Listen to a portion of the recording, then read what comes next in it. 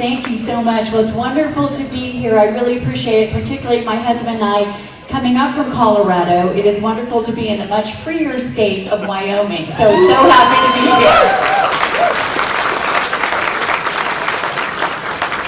here. Well, that really is one of the fundamental questions of our day now, isn't it?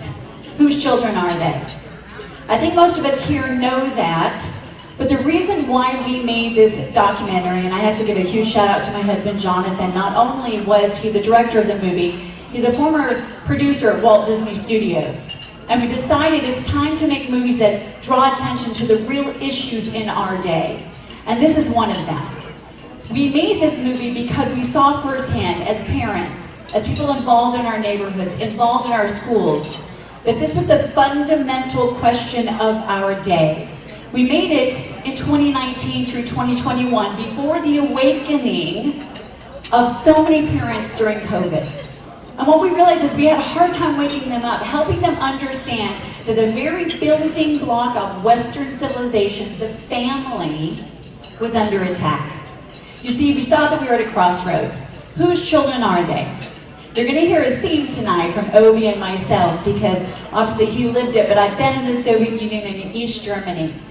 And what I realized was our country has been creeping towards the Marxist idea. What is that? The Marxist idea is that it is the government and the state's right to educate and upbring the children, versus what we know to be true. America is found in the Judeo-Christian idea that the family is a building block of the entire civilization. And how many of us know here that God gave us our children, but it is our right and responsibility to raise our own children. They do not belong to the government.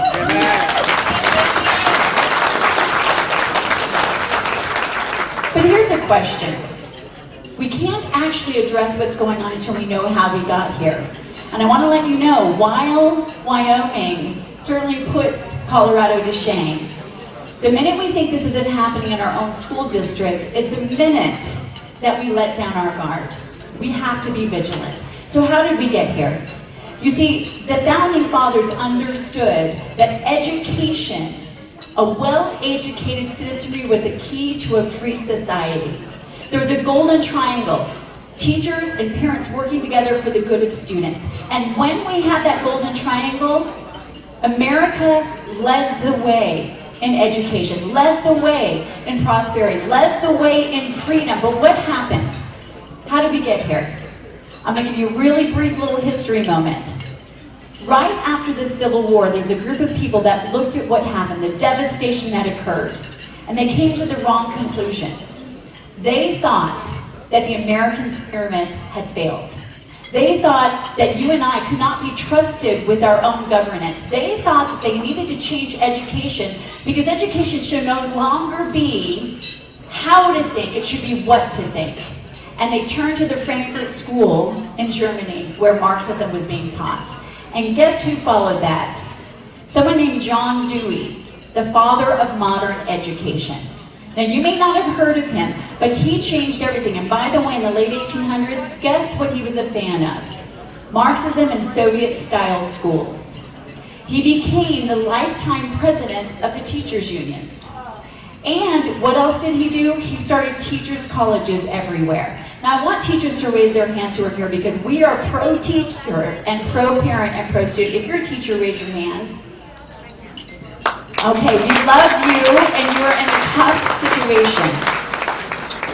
But the father of modern education, I want to give you a little story. Many of you may have read George Orwell's 1984. So I had the opportunity, when the wall was still up in East Germany, to travel and study in Salzburg, Austria. I am going to ask if everyone can just I'm going to use my mom voice. Turn to the person next to you and say, shh.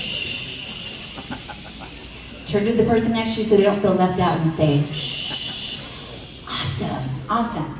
So when I was in East Germany, I traveled there, and I'll never forget, we went way beyond the wall. I was a 21-year-old brash American student, and we went way beyond the wall. We ended up at KMU. Why is that funny? Because I'm from Colorado, but I went to SMU, Southern Methodist University, and I found myself in Leipzig at Karl Marx University, KMU. And I remember we were sitting at this long table, And everywhere I looked, there were Communist Youth Party members, and there were people watching us. And I sat at the end of the table, and I began asking this professor from KMU all these questions. And he looked startled, like he was going to get arrested at any point in time. But what happened later was we ended up going to a pub later, and he pulled me aside. He looked left and right. He dragged me to a corner, and he started weeping. And he said, I'm a teacher.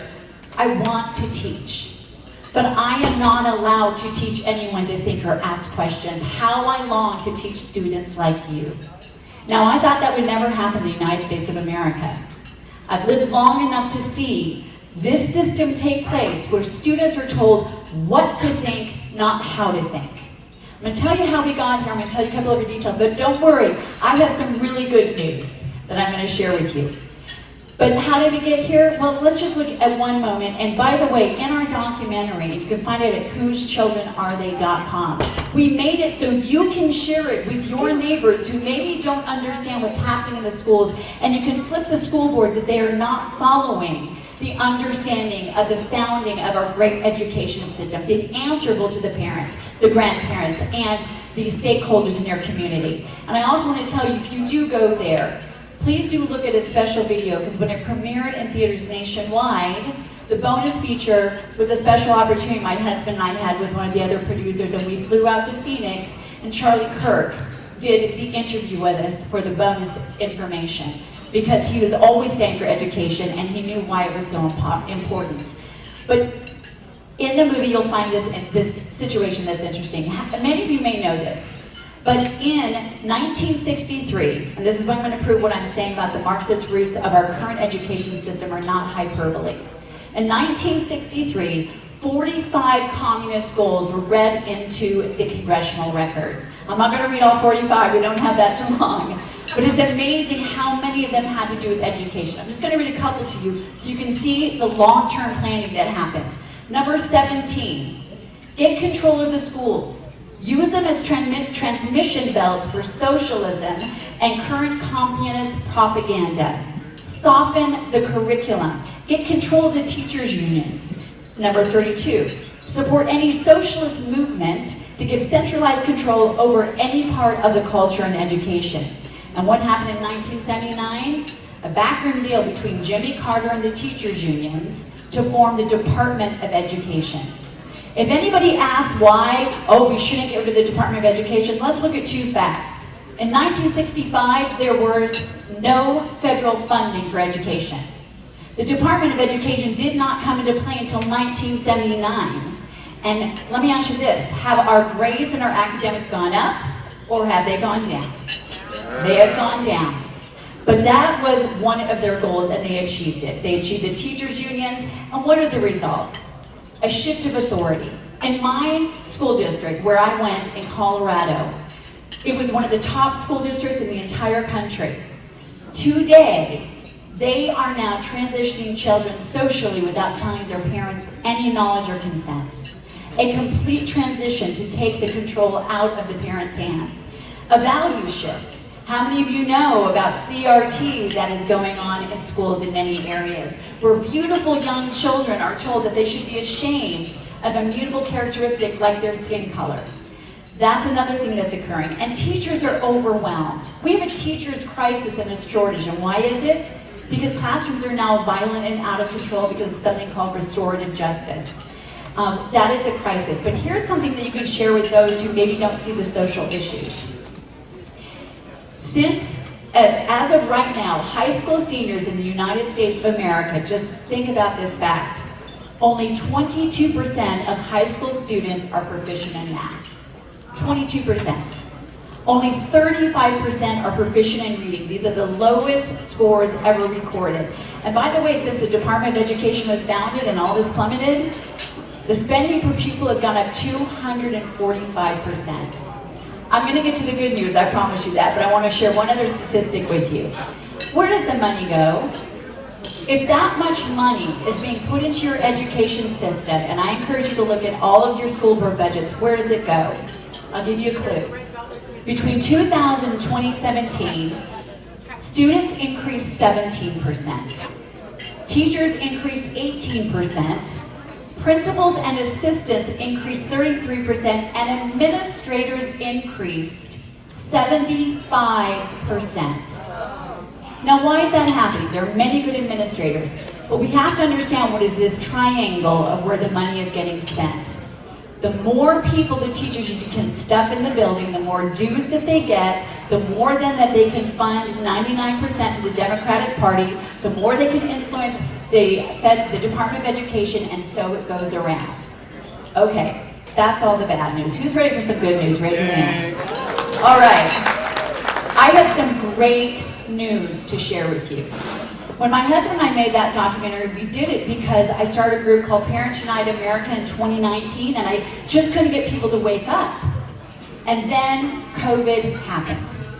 The silver lining of COVID is that parents woke up.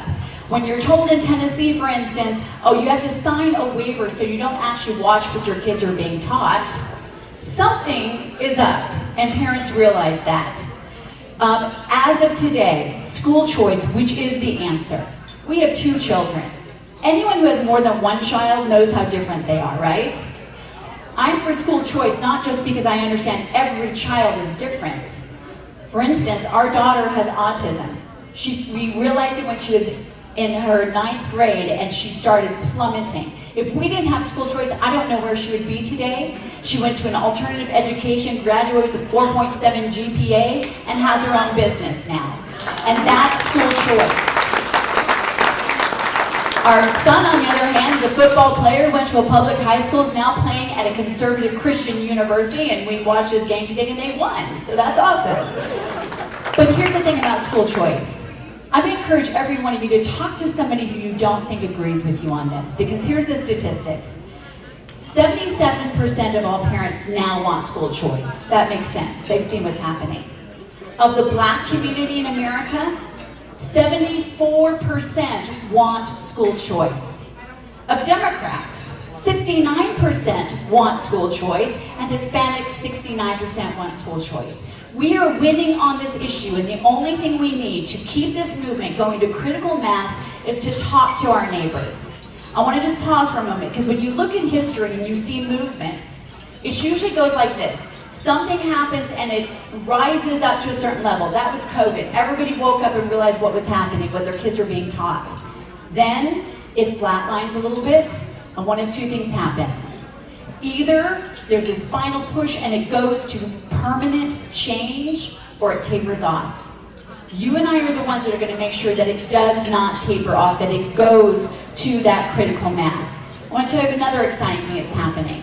A great thing that happened under President Trump and this current administration and the Congress. There was something that got passed called the ECCA, or National Tax Credit Program. Why does it matter? Because it may go into all 50 states, and that means that tax dollars, actually not tax dollars, but scholarship dollars can be raised for children in all 50 states. That is changing. Here's one last statistic I want to give you about what's changing in schools. Everywhere I've traveled across this last year, and I've been traveling around working on school choice policy around the country, there is a revolution happening.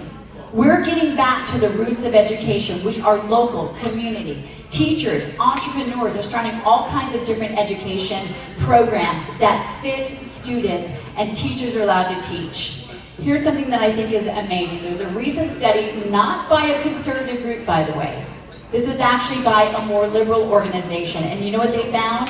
Their projection by 2030, which is in 5 years, just 5 years.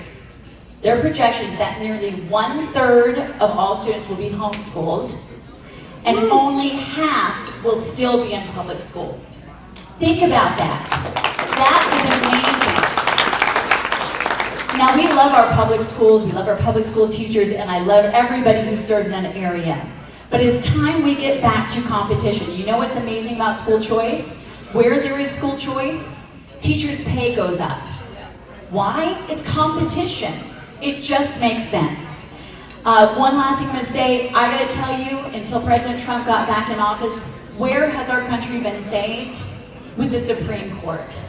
There have been so many cases that have reinforced parents' rights to the ultimate authority in their children's lives. By the way, as the young people are taking their seats, let's give them another round of applause.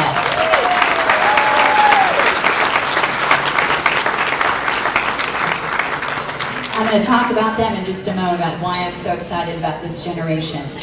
There's one Supreme Court case that I want to share with you. I've had the privilege with Alliance Defending Freedom to lead some of the rallies in front of the Supreme Court steps. If you're not familiar with it, there's a case called Skermeti. And what it did, and also Mahmoud versus Taylor, what it did was it said that parents have the right to opt their children out of anything that does not jive with their values. And in this case, it was particularly LGBTQIA plus books. That's in the Supreme Court. There are 3 more cases that you need to be praying for that go the right direction. But why did that happen? Why have these cases made it all the way to Supreme Court? I know some of those moms that have taken them there. One of them was a Moms for Liberty mom who was with the Mahmoud versus Taylor case. Why? Because they have courage. I think the number one most important thing we all need today is courage. That is it. And when we do, we're going to answer what I think is an even more important question. Not just whose children are they. By the way, whose children are they? Ours. Okay, you passed that test. Here's the next one. Whose country is it? Ours. It is. There's a phrase that says, the future belongs to those who believe in the beauty of their dreams. I want to switch here because this is ultimately what we're doing now for the next generation, is saving this country. I want to talk one moment about what the beauty of America actually is. I've been traveled around, as I said, and what I've come to realize is this. America is not a landmass, although it's a landmass. It's not just the people that we know. America is a once in all of human history idea. Think about how revolutionary it was. The history of mankind has been monarchs and serfs, slave owners and slaves. But 250 years ago, a group of people dared to say every single person is created with intrinsic value, therefore individual liberty, and the government has only one job: to protect the rights and the safety of its citizens. That's it. That is what America is, and that is what we are fighting for. America is a beautiful idea compared to the nightmare of socialism.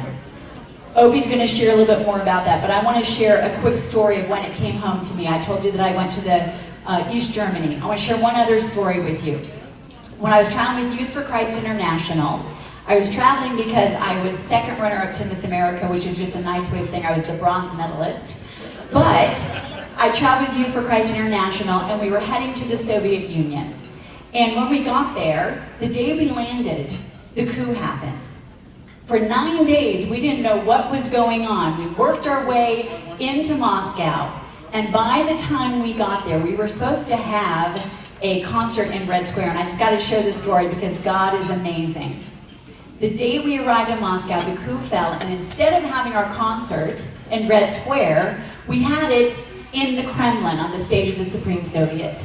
My most treasured photos, right, let's give God a huge applause for that, by the way.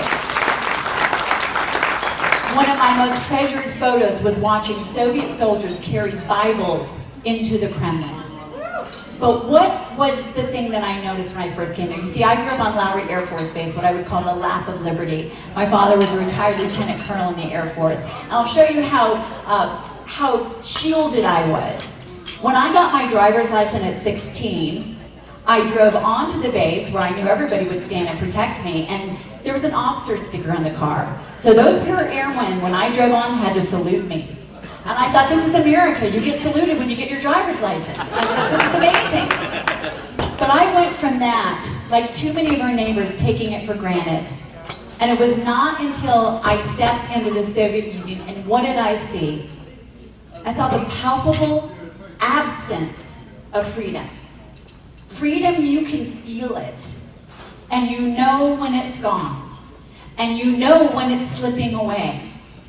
And we're at that point. We have a window to save this amazing country, and I believe we can. I believe there's some incredible things that are happening.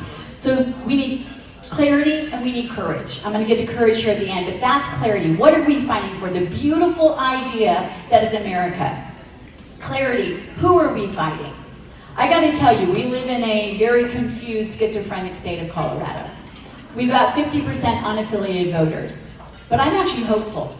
Because you see, you give progressive policies long enough and they become regressive. They don't work anymore. And what we need to do, because I'm here and I bet you're interested in the same thing, we need to grow this movement of freedom until it is irreversible. We have a window under this administration. We have a window when our neighbors are waking up. But it's up to us to persuade our neighbors. And I love that it is the Reagan dinner. Because how many of you know Reagan's 80% law? Someone who agrees with me 80% of the time is my 80% friend, not my 20% enemy.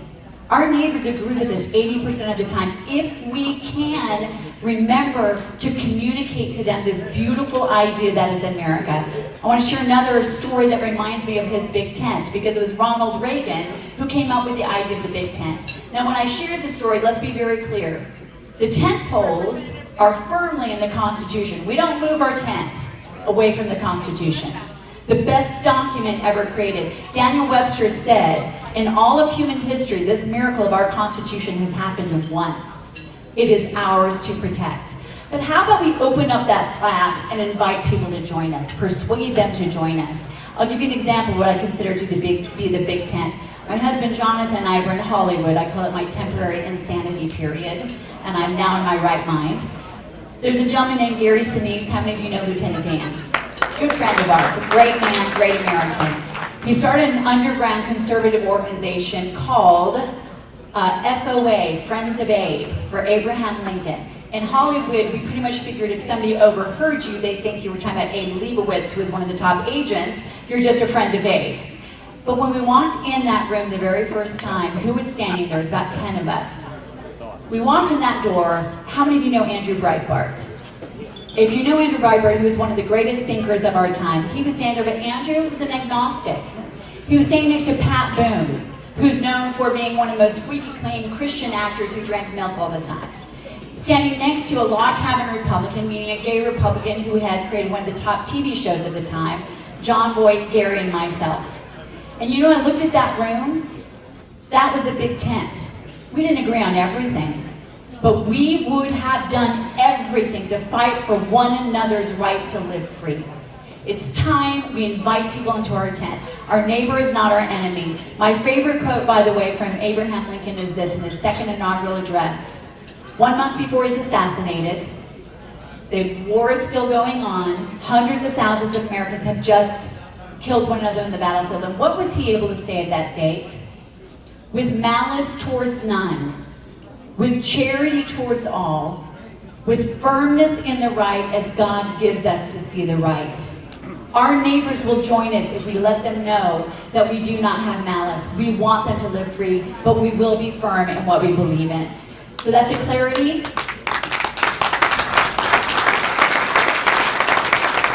Clarity of what we're fighting for, the beautiful idea of America. Who are we fighting? Not our enemy. I've been down to the border, I've seen who's coming across. I've been to the Soviet Union, I've seen what communism looks like. We know those who are trying to warp our children. That's what we're fighting against. But the last thing that we need to be clear about is, why are we fighting? What is our big why? How many of you sometimes just get a little tired and worn out? Well, I guess I'm the only one, so you all rock.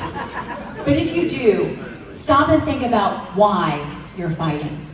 What is that big why? That big why that is so big you cannot even imagine what it would look like if it did not stand strong. Well, my big why, you heard it already said this earlier in the program, comes from Ronald Reagan. I'm a mom first and foremost, and that is my God-given privilege. But what did Ronald Reagan say? And this is the charge to each one of us. You and I have a rendezvous with destiny.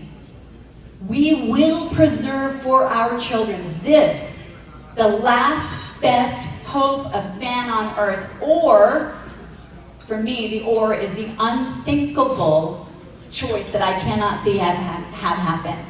or we will sentence them to take the final step into 1,000 years of darkness. Nobody's going to tell you about what that darkness looks like.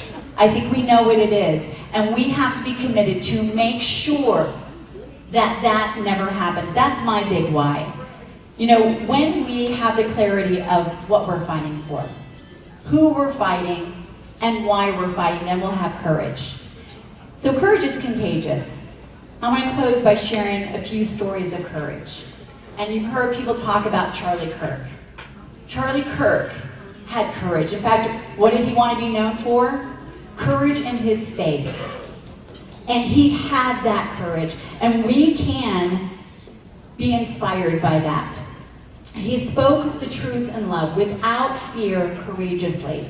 And the young people here tonight, I want to tell you, I have so much courage when I see them. And here's why. I want to share some really exciting things about what God is doing in our country. How many of you know sometimes it just takes a spark? That's it. That's what it took for our revolution when we founded this country.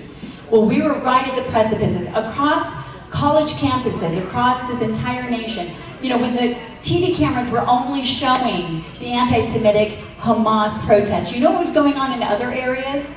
Revivals. Those were going on in our college campuses. Gen Z, I have to admit, I'm a proud mom of 2 Gen Zers, so I'm a little biased.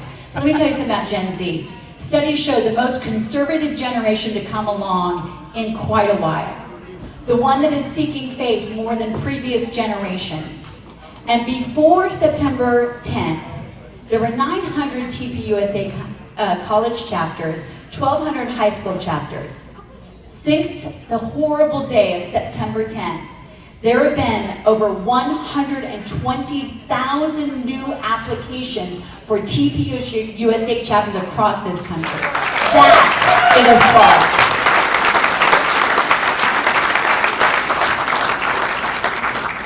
So, our examples of courage. Charlie Kirk. I'm sure that on that terrible day on September 10th, he went right away to be with our Creator, where he heard, "Well done, good and faithful servant." He did.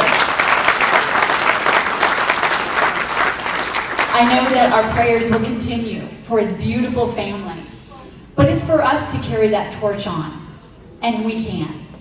I want to share a story of a TPUSA student that we had a special event. We run an organization in Colorado, and her name's Rebecca.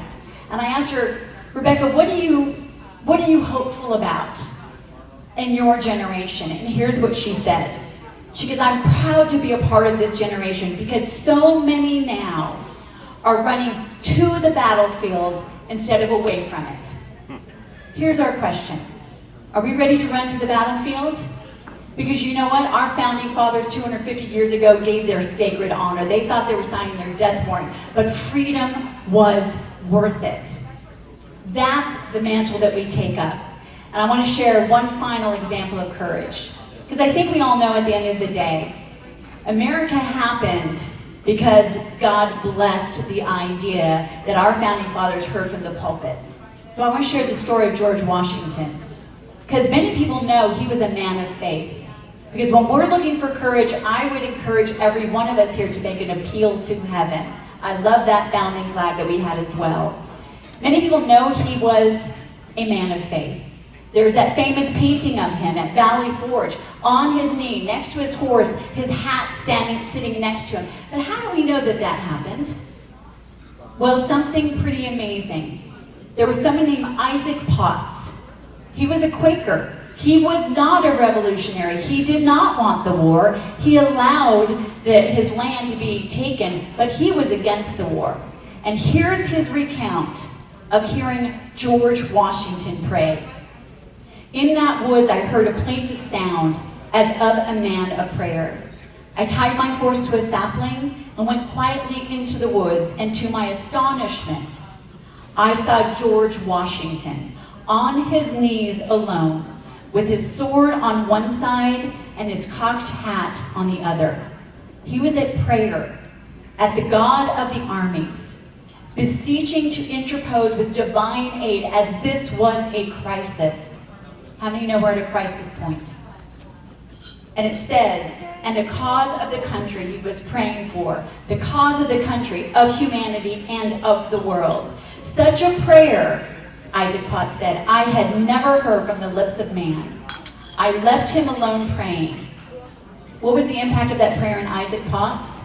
He not only became an ardent supporter of freedom, he went on to serve as a senator in the newly founded United States of America.